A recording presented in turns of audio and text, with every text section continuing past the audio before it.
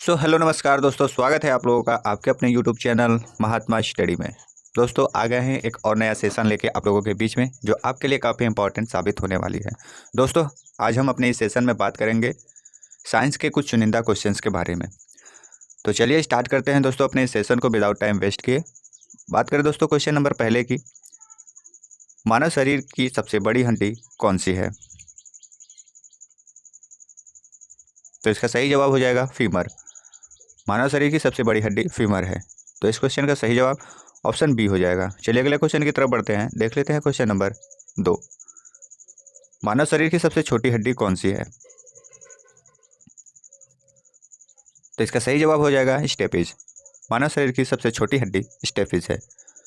तो इस क्वेश्चन का सही जवाब ऑप्शन ए हो जाएगा। चलिए अगले क्वेश्चन की तरफ बढ़ते हैं, देख लेते हैं क्वेश्चन नंबर 3। मानव शरीर में कुल कितनी हड्डियां होती हैं? तो इसका सही जवाब हो जाएगा 206। मानव शरीर में कुल 206 हड्डियां होती हैं। तो इस क्वेश्चन का सही जवाब ऑप्शन बी हो जाएगा। चलिए अगले क्वेश्चन की तरफ बढ़ते हैं, देख लेते हैं क्वेश्चन नंबर 4। रीढ़ की हड्डी में कितनी छोटी हड्डियां होती हैं?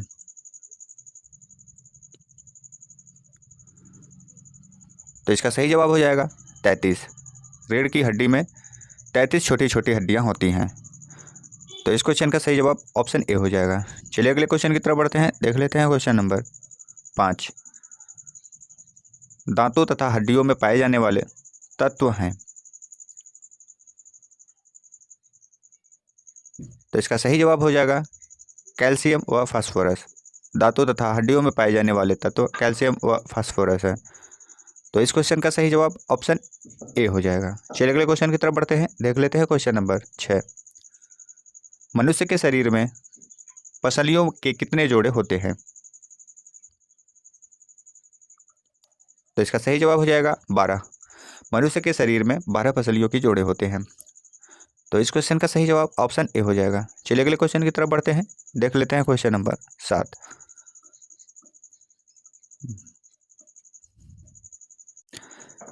मानव खोपड़ी में कितनी हड्डियां होती हैं? सॉरी दोस्तों, यहाँ पे मिस्टेक से टाइपिंग हो गया है, यहाँ पे खोपड़ी रहेगा। मानव खोपड़ी में कितनी हड्डियां होती हैं? तो इसका सही जवाब हो जाएगा 8। मानव खोपड़ी में 8 हड्डियां होती हैं। तो इस क्वेश्चन का सही जवाब ऑप्शन बी हो जाएगा। चलिए अगले क्वेश्चन की तरफ बढ़ते हैं, देख लेते हैं क्वेश्चन नंबर 8।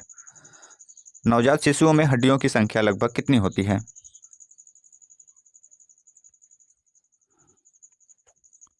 तो इसका सही जवाब हो जाएगा 300। मानव शिशुओं में हड्डियों की संख्या लगभग 300 होती है। तो इस क्वेश्चन का सही जवाब ऑप्शन सी हो जाएगा।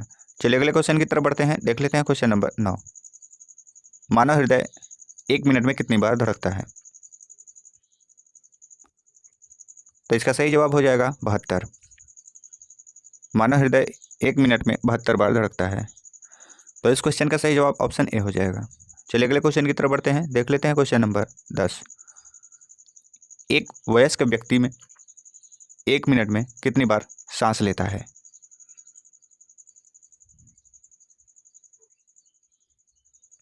तो इसका सही जवाब हो जाएगा 16 से 18 बार।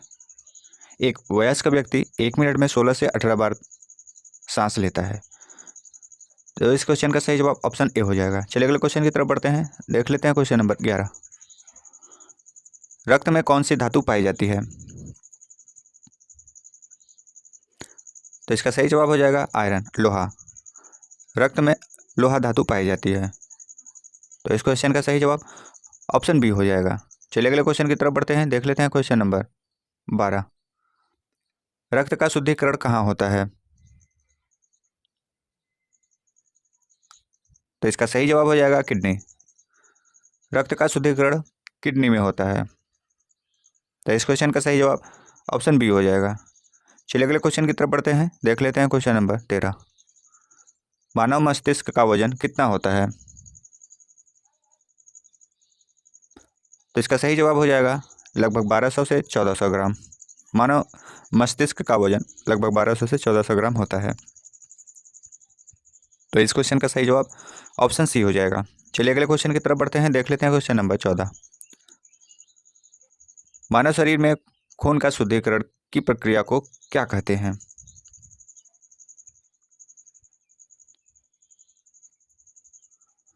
तो इसका सही जवाब हो जाएगा डायलिसिस। मानव शरीर के खून की शुद्धिकरण प्रक्रिया को डायलिसिस कहते हैं। तो इस क्वेश्चन का सही जवाब ऑप्शन डी हो जाएगा। चलिए अगले क्वेश्चन की तरफ बढ़ते हैं, देख लेते हैं क्वेश्चन नंबर 15। रक्त में लाल रंग निम्न में से किसके कारण होता है?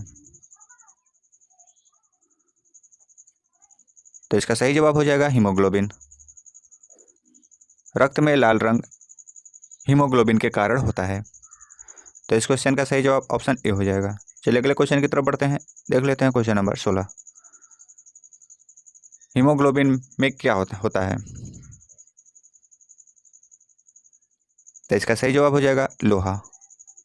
हीमोग्लोबिन में लोहा होता है। तो इस क्वेश्चन का सही जवाब ऑप्शन ए हो जाएगा। चलिए अगले क्वेश्चन की तरफ बढ़ते हैं, देख लेते हैं क्वेश्चन नंबर 17। शरीर में हीमोग्लोबिन का कार्य क्या है? तो इसका सही जवाब हो जाएगा ऑक्सीजन परिवहन। शरीर में हीमोग्लोबिन का कार्य ऑक्सीजन को परिवहन करना होता है। तो इसका सही जवाब ऑप्शन ए हो जाएगा। चलिए अगले क्वेश्चन की तरफ बढ़ते हैं, देख लेते हैं क्वेश्चन नंबर 18।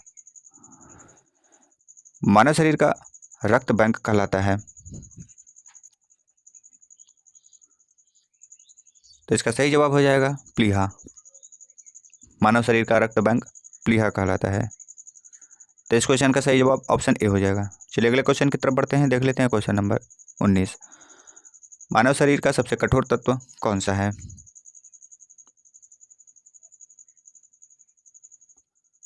तो इसका सही जवाब हो जाएगा धातु का इनेमल या परत। मानव शरीर का सबसे कठोर तत्व धातु का इनेमल या परत है। तो इस क्वेश्चन का सही जवाब ऑप्शन बी हो जाएगा। चलिए अगले क्वेश्चन की तरफ बढ़ते हैं, देख लेते हैं क्वेश्चन नंबर 20। सामान्य मनुष्य का रक्तचाप कितना होता है? तो इसका सही जवाब हो जाएगा 120/80 मिमी। सामान्य मनुष्य का बीपी यानी ब्लड प्रेशर, रक्तचाप अधिकतम 120 और न्यूनतम 80 होना चाहिए। तो इस क्वेश्चन का सही जवाब ऑप्शन ए हो जाएगा। चलिए अगले क्वेश्चन की तरफ बढ़ते हैं, देख लेते हैं क्वेश्चन नंबर 21। शरीर के भीतर रक्त के परिभ्रमण में लगभग कितना समय लगता है? तो इसका सही जवाब हो जाएगा 23 सेकेंड। शरीर के भीतर रक्त के परिभ्रमण में लगभग 23 सेकेंड लगता है। तो इस क्वेश्चन का सही जवाब ऑप्शन ए हो जाएगा। चलिए अगले क्वेश्चन की तरफ बढ़ते हैं, देख लेते हैं क्वेश्चन नंबर 22। मानव शरीर में लगभग कितने प्रतिशत जल होता है? तो इसका सही जवाब हो जाएगा 60%। मानव शरीर में लगभग 60% जल पाया जाता है। तो इस क्वेश्चन का सही जवाब ऑप्शन ए हो जाएगा। चलिए अगले क्वेश्चन की तरफ बढ़ते हैं, देख लेते हैं क्वेश्चन नंबर 23। मानव शरीर में लगभग कितने प्रतिशत रक्त होता है? तो इसका सही जवाब हो जाएगा 7%। मानव शरीर में लगभग 7% रक्त होता है। तो इस क्वेश्चन का सही जवाब ऑप्शन ए हो जाएगा। चलिए अगले क्वेश्चन की तरफ बढ़ते हैं, देख लेते हैं क्वेश्चन नंबर 24। मनुष्य में रक्त की मात्रा कितनी होती है? तो इसका सही जवाब हो जाएगा 5 से 6 लीटर। मनुष्य में रक्त की मात्रा लगभग 5 से 6 लीटर होती है। तो इस क्वेश्चन का सही जवाब ऑप्शन ए हो जाएगा। चलिए अगले क्वेश्चन की तरफ बढ़ते हैं, देख लेते हैं क्वेश्चन नंबर 25। मानव रक्त का पीएच मान कितना होता है? तो इसका सही जवाब हो जाएगा 7.4। मानव रक्त का पीएच मान 7.4 होता है। तो इस क्वेश्चन का सही जवाब ऑप्शन बी हो जाएगा। चलिए अगले क्वेश्चन की तरफ बढ़ते हैं, देख लेते हैं क्वेश्चन नंबर 26। कौन सा रक्त ग्रुप सर्वदाता होता है? तो इसका सही जवाब हो जाएगा O blood group. O blood group को सर्वदाता कहा जाता है।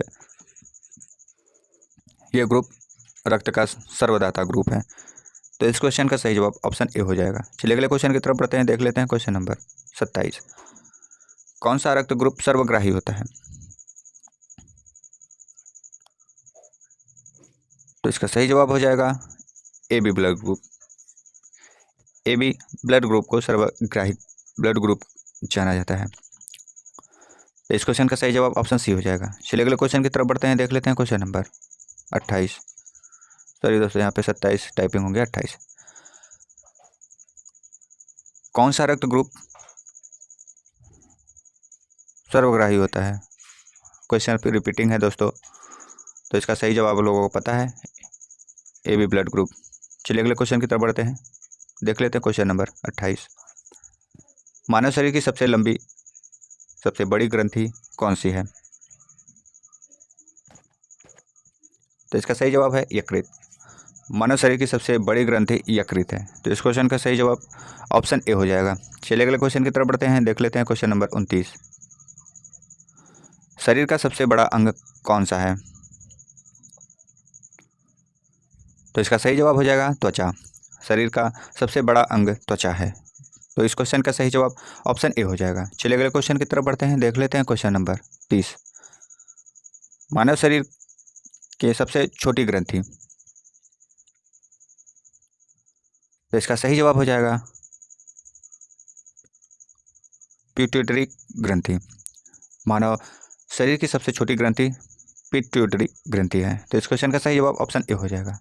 चलिए अगले क्वेश्चन की तरफ बढ़ते हैं, देख लेते हैं क्वेश्चन नंबर 31। मानव की पाचन नली लगभग कितने फीट लंबी होती है?